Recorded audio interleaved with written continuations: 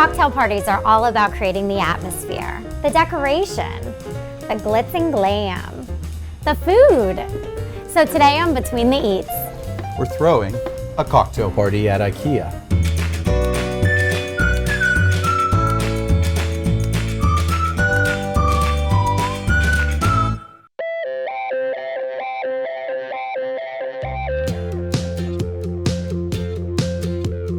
you can have so much fun with cocktail party food. I mean, these little bites that can just contain so much flavor. Yep. It's amazing. You just want to get as much sophistication in the easiest process you can. And I'm actually going to start with homemade ricotta. Yeah. Are we at Grandma's or like a really fun cocktail party? We are actually at a very fun cocktail party, and, Yes. and a new trend in food is kind of grabbing from the old and bringing it to the new. And we're going to make a ricotta, and then we're going to flavor it up at the end with some chilies and some pepper. It's going to be very good. So what you want to do is start by measuring your ingredients out. And at IKEA today, they actually have these great pots where you actually can just use the pot itself to get the measurement. So what's great about that is there's no need for measuring cups, less mess. Less to clean. Less to clean. So I we're love going to that. start with 3 cups Okay. of whole milk, right? This is just regular, everyday vitamin D whole milk. We're going Okay. 3 cups of that. right? Perfect. Then we're going to add 1.5 cups of full buttermilk, cultured full fat buttermilk. Now, why buttermilk? Why buttermilk? Because the culture and the acidity of the buttermilk helps you break down and get the curd you want for your ricotta. So we're not using any other Exactly. acids. That's the acid. It replaces the acid, the culture in that. And then a cup of heavy whipping cream. Now the trick to this is to simmer it very nice and slow, and you don't want to stir it. If you stir it, you're Okay. going to ruin the whole mixture. We're just going to add a little 1/4 teaspoon of salt to that as well. Perfect. And then we're going to turn the heat on. And you're going to need a thermometer for this process. And what we need to do is bring it up to 170 degrees and keep it at 170 degrees, keep it below boiling, and just keep it there for approximately 25 minutes to a half hour. And what that will do is separate the curd from the whey. If you know the old Nursery rhyme. nursery rhyme, and that's what we're creating right now is the curd and the whey. Great. So this will come up to 170 degrees and stay there for 30 minutes. One of the wonderful things about cooking for a cocktail party is time management. Definitely. And the awesome thing is, while the ricotta's coming up to temperature, we're gonna start on the ham and brie croquettes. Right. So these are so amazing with a rye crust, and we're actually gonna fry them in the oil and have a little mustard dip. That's right. So it's gonna be delicious. So what I need to do is chop some onions. We're gonna melt some butter in the pan. It's going to call for a small onion, correct? Yeah, 1 small onion. The world's smallest onion. The great part of this, though, is this is the perfect size onion for It this is. recipe. It is. You don't want a lot of onion. What we're doing is actually making this consistency to like make it into a wine cork shape. We're gonna melt the butter. We're gonna add the onion to the butter until it gets a little translucent. You really want to cook it down a little bit. These croquettes, these little bite-sized appetizers are really the best thing to have because you can hold your drink, you can talk, and then you can still get a little appetizer. Sure, and who doesn't like ham and brie?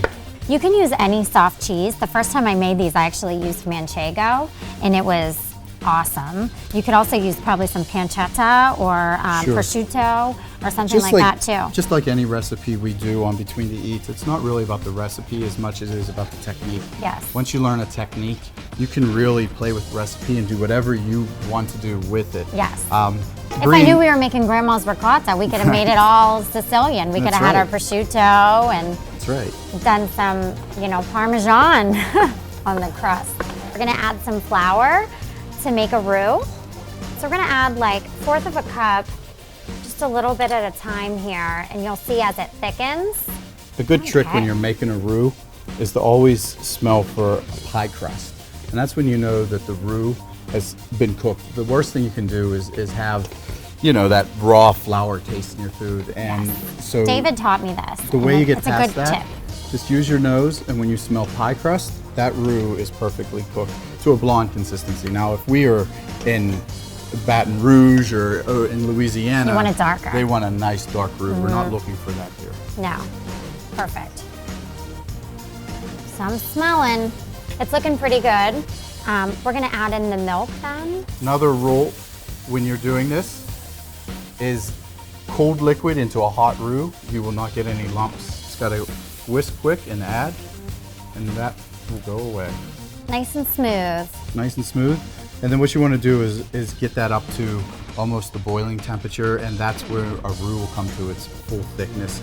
I'm gonna keep my eye on this ricotta. Yeah, we want these nice and thick, so whenever we go, it's like that doughy, almost like Play-Doh consistency, so you can actually mold it into your croquettes, or really whatever shape you want. I mean, you could do balls, you could do anything. You could use a cookie cutter and make all different kinds of things. So once this comes to its full thickness, of course, once you it's getting pretty thick. My arm's getting a little tired. A little tired. Once you get it in the fridge and cool it off, it'll get thicker. Yes. But you want to make sure that you get that roux to its full absorption of the liquid at this point, or it won't happen, and it'll actually separate in the refrigerator on you. So we removed it from the heat, turned the heat off. Now we're ready to add in our ham and brie. That's right. So we're gonna mix this in, and then we're gonna cover it and refrigerate it. We're gonna do a rye crust on these ham and brie croquettes. Knockenbrod. Yes, they have these awesome rye crackers here at IKEA. So let's just crunch them up. We're gonna roll them. Now, of course, we're having fun with the Morton pestle today. Yeah, we don't have to use it, but we thought it was totally awesome that you can actually get this at IKEA, and it's awesome. There's so much awesome kitchen equipment here that you never even knew. We're getting to use it all. I know.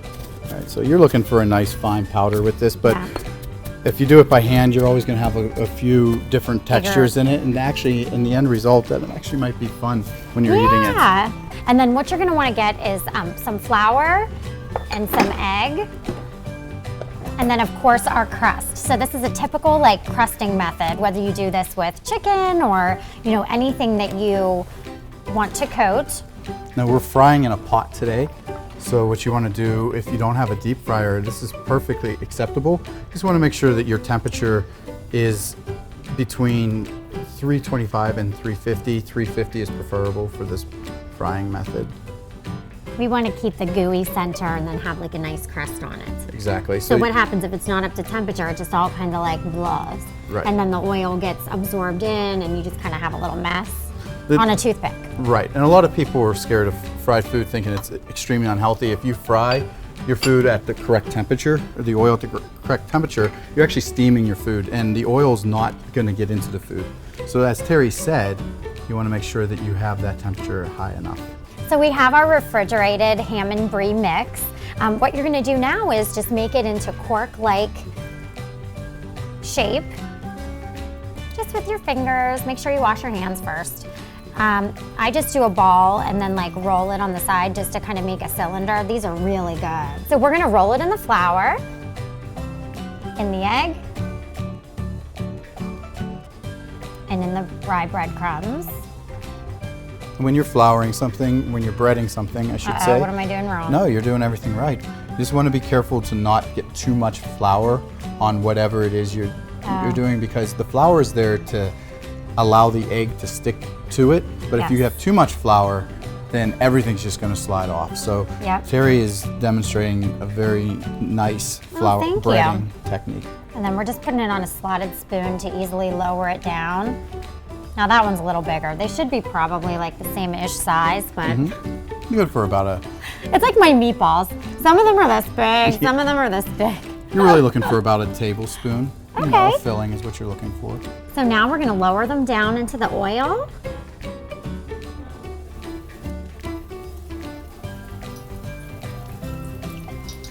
Ooh, yummy. And then we know they're done when, what, David? They float to the top. When they float. These croquettes look beautiful right out of the oil. I'm just gonna add some salt, and then David's gonna whip up this super quick dill mustard dip to go with it. Perfect for a cocktail party. Right. We're working with these flavors, these real intense Swedish flavors with the rye and the brie and and the ham. Yes. So mustard is really the way to go, and this is a nice recipe that smooths it out a little bit. And it's not, this is like not a technical recipe. No. At all, and that's what I really enjoy about it. So we're just gonna use a little bit of mayo, and then we're gonna use this beautiful dill mustard. It's just mixed with dill's already in it, and it's a mustard, sweetened mustard sauce. So we'll add that. I'm gonna do 3 to 2, so we did 2 of the mayo. I'm gonna go with 3 on the mustard. And then just to round it out, we're just gonna hit it with a little fresh lemon juice. Oh, you know what might be really good with this? What's that? Honey. Absolutely. So thanks for the honey. The honey will bring a little sweetness. Yep. There we go. Perfect. Great idea, Terry. You can just This mix is that so up. easy too. So while you're doing that, I'm gonna put the croquettes on this cute little plate here. The reason they're dark is because we use the rye breadcrumbs, don't forget. Yeah, they're not burnt or overcooked. This is actually the way they're gonna look. They're with gonna take the brownness of the breadcrumbs that you actually put on last to put in the fryer. And here's our dipping sauce. Dip.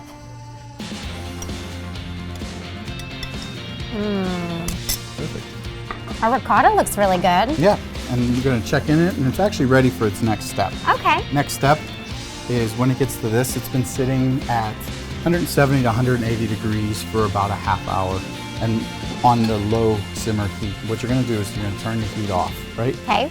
And then you're gonna actually stir it for the first time. You're gonna touch it for the first time.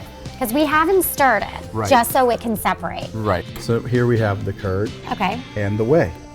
And what we're gonna do is now it's off the heat. It's gonna sit here for a half hour and just finish turning itself into ricotta cheese. Okay. Finish separating it completely and cooling down a little bit. So we're ready to start these sweet potato bites. That's right. Completely ready. They're very easy and fun to make. Perfect for our IKEA cocktail party. That's right. So we're just cutting some rounds because Okay. you don't have to worry about peeling these because I have a little quick trick that I'm going to show you. But you want to make sure that your potatoes are approximately the same thickness, right? Perfect. Now you add bacon or sausage to everything is the rule of thumb, right? Yeah, So we're adding sausage. We're adding sausage, and we actually got these nice little sausages out of the Swedish food market. And we're Yeah. going to use those. I have a little trick. Okay, I love these tricks. This is where I learn. We're going to use a little circle cut, right? And turn these into perfect little appetizers. That's such a great idea. And this, but Chef tip.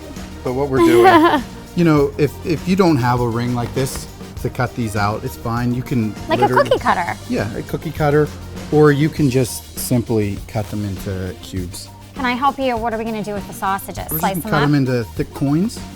Thick coins. Mm-hmm. Okay.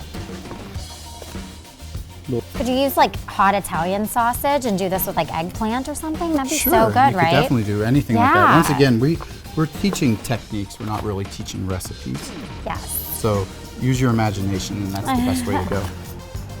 What we're gonna do, put these here we go. coins, potato coins, Just on a cookie sheet. on a cookie sheet. Okay. Right? We're going to hit them with a little olive oil. Okay. Right? This doesn't have to be perfect. Just get a Little olive oil. Salt and pepper. I'm gonna two-gun it. There we go. These are my favorite salt and pepper shakers, by the way. There you go. Okay. And then we're gonna take these coins and we're gonna go into a 450-degree oven for about 20 minutes, 25 minutes, just until they're brown and soft. Okay, perfect. These look so delicious. You wanna, now we're gonna take Okay. the coins, right? We have a hot pan, a little bit of oil.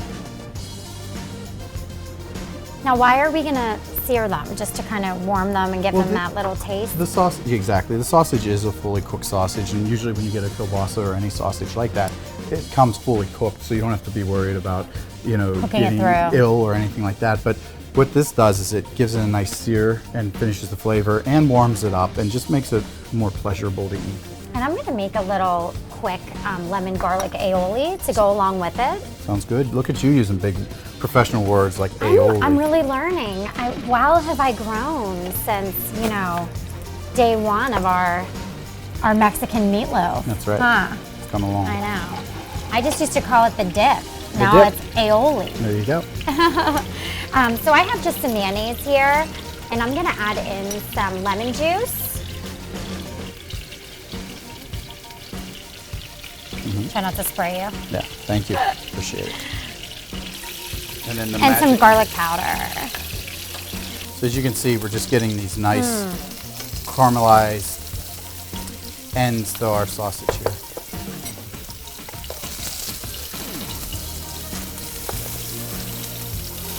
So while the sweet potatoes are cooking away, we have our sausage toasted off, right? Yep. What we're gonna do is finish that ricotta up.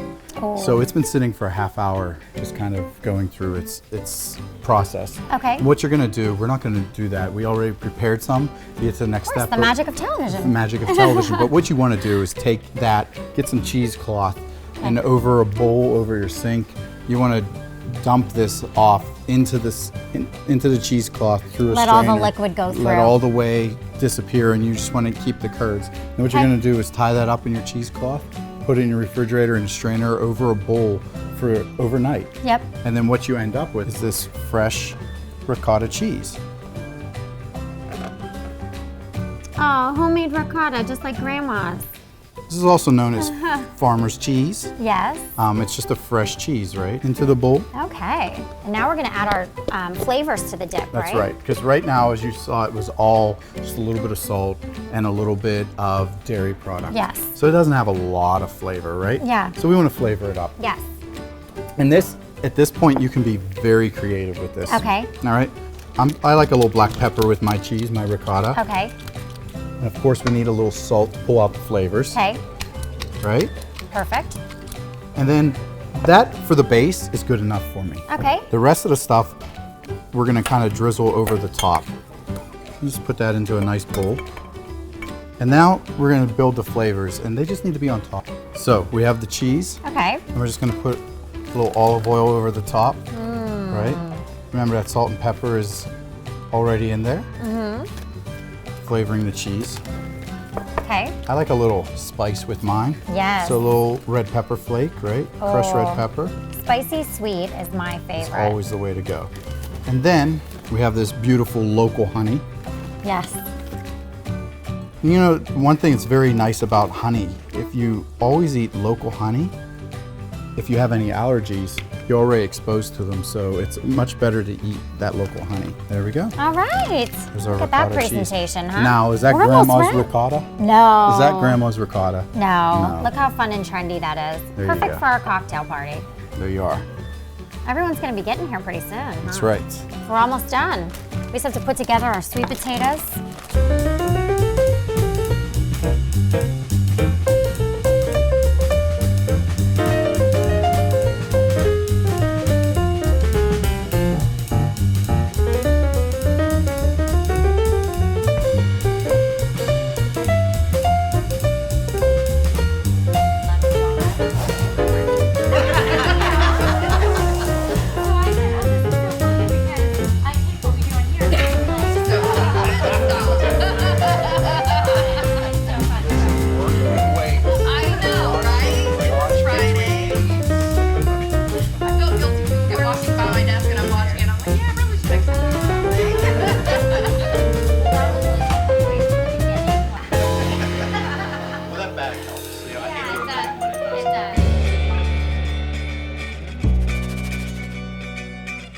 So thank you for joining us today for our cocktail party appetizers. It looks beautiful. Big thank you to IKEA for having us today. Your kitchens are absolutely gorgeous, as is your serverware and kitchenware. We really enjoyed cooking with it today. We did. And remember to subscribe and share us with your friends.